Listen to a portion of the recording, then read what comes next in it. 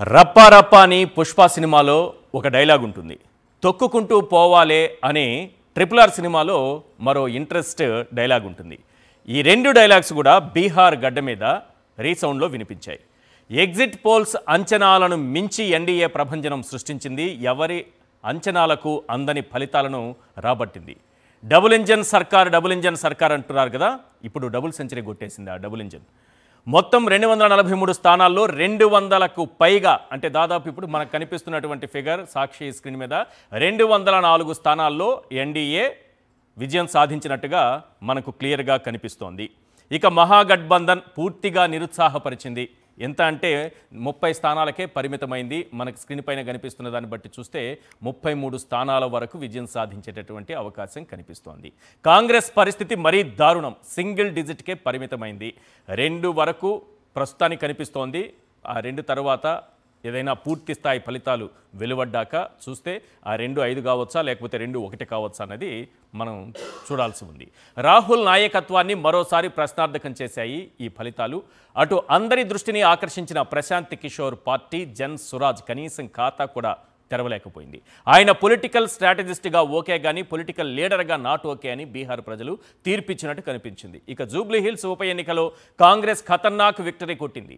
అధికార పార్టీ అభ్యర్థి నవీన్ యాదవ్ బీఆర్ఎస్ అభ్యర్థి మాగంటి సునీతపై 25,729 ఓట్ల తేడాతో గెలుపొందారు. మొత్తం ఓట్లలో నవీన్ యాదవ్కు 98,945 ఓట్లు రాగా బీఆర్ఎస్ అభ్యర్థి మాగంటి సునీతకు 74,234 ఓట్లు పోలయ్యాయి.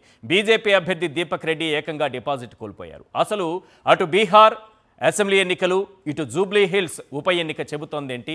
సర్వేలను మించి ఎన్డీఏ దూకుడుకు కారణమేంటి? దీంతో పాటు ఎన్నికలపై ప్రధానంగా వినిపిస్తున్నటువంటి ప్రశ్నలేంటి? వాటిపైన ప్రొఫెసర్ కె నాగేశ్వర్ గారి విశ్లేషణ చూద్దాం. ఆ ప్రశ్నల్లోకి వెళ్లే ముందు బీహార్ ఎన్నికల ముఖ చిత్రాన్ని ఒక్కసారి చూద్దాం. స్ట్రైక్ రేట్ వివిధ పార్టీలకు ఎలా ఉంది, అలాగే స్వింగ్ ఎలా ఉందనేది కూడా ఒక్కసారి స్క్రీన్ పైన చూద్దాం. ముందుగా ఎన్డీఏ స్ట్రైక్ రేట్ ఒక్కసారి చూద్దాం. బీజేపీ, జేడీయూ, ఎల్పీజే, హెచ్ఏఎం ఈ పార్టీలకు సంబంధించి మొత్తం కంటెస్టెడ్ బీజేపీ 101 స్థానాల్లో పోటీ చేసి 92 స్థానాల్లో విజయం సాధించి ప్రస్తుతానికి మన దగ్గర ఉన్నటువంటి సంఖ్య 1-2 అటు ఇటు కావచ్చు. బట్ ఇక్కడ ఉన్నటువంటి సంఖ్య ఆధారంగా తీసుకుంటే స్ట్రైక్ రేట్ 91% కనిపిస్తోంది.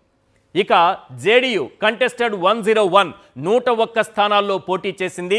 84 స్థానాల్లో విజయం సాధించింది. స్ట్రైక్ రేట్ చూస్తే 83%గా ఉంది. ఇక ఎల్జేపీ 28 స్థానాల్లో పోటీ చేసి 19 స్థానాల్లో విజయం సాధిస్తోంది. స్ట్రైక్ రేట్ చూస్తే 68%గా కనిపిస్తోంది. ఇక కంటెస్టెడ్ హెచ్ఏఎం 6 స్థానాల్లో పోటీ చేసి 4 స్థానాల్లో విజయం సాధించడం ద్వారా 83% స్ట్రైక్ రేట్ ఆ పార్టీకి కనిపిస్తోంది. ఇది ఎన్డీఏ స్ట్రైక్ రేట్. ఇక మహాగఠబంధన్కి సంబంధించి దాన్ని కూడా ఒక్కసారి చూద్దాం. ఆర్జేడీ, కాంగ్రెస్, సిపిఐఎంఎల్ అలాగే విఐపి ఈ పార్టీలు ఎన్ని స్థానాల్లో పోటీ చేశాయి, ఎన్ని స్థానాల్లో విజయం సాధించాయి, అలాగే వాటి స్ట్రైక్ రేట్ ఏ రకంగా ఉందో స్క్రీన్ పైన చూస్తున్నాం. ఆర్జేడీ 143 స్థానాల్లో పోటీ చేసింది. 25 స్థానాలు 1-2 స్థానాలు అటు ఇటు కావచ్చని నేను ముందే చెప్పాను, మళ్ళీ కూడా చెప్తున్నాను. 25 స్థానాల్లో విజయం సాధించింది. స్ట్రైక్ రేట్ కేవలం 17%. ఇక కాంగ్రెస్ పార్టీ 61 స్థానాల్లో పోటీ చేసింది. 5 స్థానాలకే పరిమితమైంది. ఆ 5 కూడా గ్యారంటీ లేని పొజిషన్లో ప్రస్తుతానికి కాంగ్రెస్ పార్టీ ఉంది. స్ట్రైక్ రేట్ కేవలం 3%. ఇక సిపిఐఎంఎల్ కంటెస్టెడ్ 20 ఒక్క స్థానంలో మాత్రమే విజయం సాధించినట్టుగా ప్రస్తుతానికి మన దగ్గర ఉన్న సమాచారాన్ని బట్టి తెలుస్తోంది. స్ట్రైక్ రేట్ కేవలం 5% మాత్రమే. ఇక విఐపి 12 స్థానాల్లో పోటీ చేసింది. ఒక్క స్థానంలో కూడా విజయం సాధించలేదు. దాని స్ట్రైక్ రేట్ చూస్తే 0గా కనిపిస్తోంది. ఒకసారి స్వింగ్ కూడా స్క్రీన్ పైన చూద్దాం. వివిధ పార్టీలకు సంబంధించి ఎలా ఉంది బీజేపీ సీట్ స్వింగ్ ఏ రకంగా ఉందన్నది. 2020లో 74 స్థానాల్లో విజయం సాధించింది.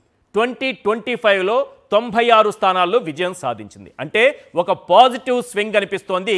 22 సీట్లు +22 ఇక్కడ మనకు కనిపిస్తున్నటువంటి ఫిగర్. అంటే 2020కి 25కి 22 సీట్లు అదనంగా సాధించింది. ఇప్పుడు దాని స్వింగ్ చూస్తే +29.73%గా మనకు కనిపిస్తోంది. గుడ్. నెక్స్ట్ ఆర్జేడీకి సంబంధించి ఆర్జేడీ 2020లో 75 స్థానాల్లో విజయం సాధించింది. 2025 ఇప్పుడు ఎన్నికల్లో 25 స్థానాలకి పరిమితమైంది, 50 స్థానాలను కోల్పోయింది. -50 అక్కడ మనం చూస్తున్నాము. నెగటివ్ స్వింగ్ కనిపిస్తోంది. స్వింగ్ ఎంత అంటే -66.67%. ఇది స్వింగ్ సంబంధించి. నెక్స్ట్ జేడీని ఒకసారి చూద్దాము. పాజిటివ్ స్వింగ్ కనిపిస్తోంది. +40 సీట్స్ కనిపిస్తున్నాయి. 2020లో 43 స్థానాల్లో విజయం సాధించింది. ఈ ఎన్నికల్లో 83 స్థానాల్లో విజయం సాధించింది. పాజిటివ్ స్వింగ్ కనిపిస్తోంది. 40 సీట్లను అదనంగా పెంచుకోగలిగింది. స్వింగ్ 93.02%గా కనిపిస్తోంది. నెక్స్ట్ కాంగ్రెస్ పార్టీకి సంబంధించి చూస్తున్నాం. కాంగ్రెస్ పార్టీ 2020లో 19 స్థానాల్లో విజయం సాధించింది. ఇప్పుడు కేవలం 5 స్థానాల దగ్గర పరిమితమైంది. అది కూడా ఆ ఫిగర్ అటు ఇటు కావచ్చు అని చెప్తున్నాను. దాదాపుగా 13 నుంచి 15 స్థానాలు కోల్పోయి నెగిటివ్ స్వింగ్లోకి వెళ్ళింది. -68.42%కి కాంగ్రెస్ పరిమితమైనటువంటి సిచ్యువేషన్ కనిపిస్తోంది. రైట్, ఈ ఎన్నికలు ముగిసిన తర్వాత, ఫలితాలు వెలువడిన తర్వాత అటు బీహార్కి సంబంధించి, ఇటు మనకి జూబ్లీ హిల్స్ ఉప ఎన్నికకి సంబంధించి కొన్ని ప్రశ్నలు వినిపిస్తున్నాయి. ఆ ప్రశ్నలు ఏంటో ఒకసారి స్క్రీన్ పైన చూద్దాం. వాటిపైన ప్రొఫెసర్ కె నాగేశ్వర్ గారి అనాలిసిస్ తీసుకుందాం. రైట్,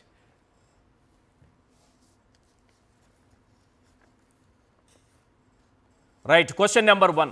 బీహార్లో ఎగ్జిట్ పోల్స్ అంచనాలను మించి ఎన్డీఏకు డబుల్ సెంచరీ ఎలా సాధ్యమైంది? Question number 2.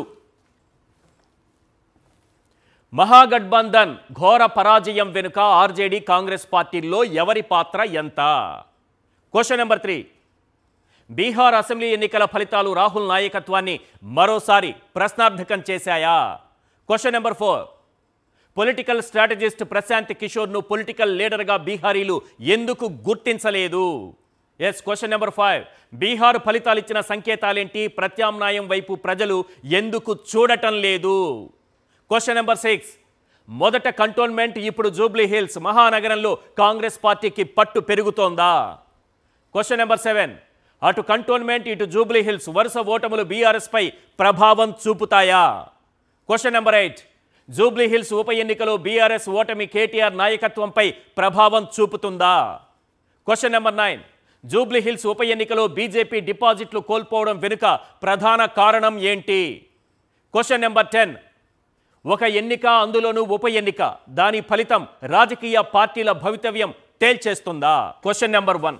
బీహార్లో ఎగ్జిట్ పోల్స్ అంచనాలను మించి ఎన్డీఏకు డబుల్ సెంచరీ ఎలా సాధ్యమైంది? Question number 2.